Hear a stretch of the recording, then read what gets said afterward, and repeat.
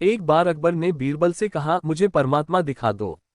राजा का हुक्म था। बीरबल बहुत परेशान था कि परमात्मा को कैसे राजा को दिखाए।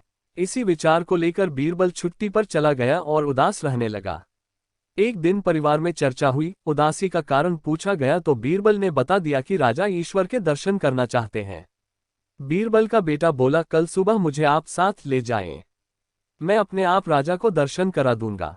दूसरे दिन सुबह बीरबल और लड़का दरबार में पहुंचे और राजा को कहा, मेरा लड़का आपके प्रश्न के उत्तर का समाधान करेगा।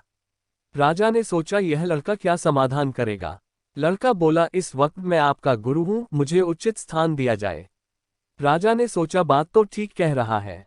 मैंने तो प्रश्न किया है, समाधान करने वाला गुरु समान होता है। राजा ने लड़के के लिए अपने साथ थोड़ा ऊंचा स्थान दिया। लड़का बोला, महाराज एक दूध का कटोरा मंगाओ। राजा ने दूध का कटोरा मंगाया।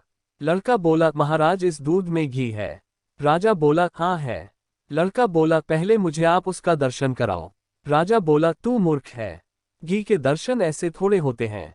पहले दूध को गर्म करना पड़ता है, फिर उसकी दही जमाना पड़ता है, फिर उसको मघानी में रिड़का जाता है, फिर मक्खन निकलता है, फिर उसे गर्म गर्म कढ़ाई में डाला जाता है, फिर उसकी मैल निकाली जाती है, तब जाकर घी के दर्शन होते हैं। ऐसे ही थोड़े दर्शन होते हैं। लड़का बोला, यही उत्तर है आपके प्रश्न का। पहले इंसान को तपना पड़ता है, फिर उसको जमना पड़ता है, फिर उसको साधना करनी पड़ती है, फिर उसको ज्ञान की अग्नि में तपना होता है, फिर उस ईश्वर के दर्शन होते हैं।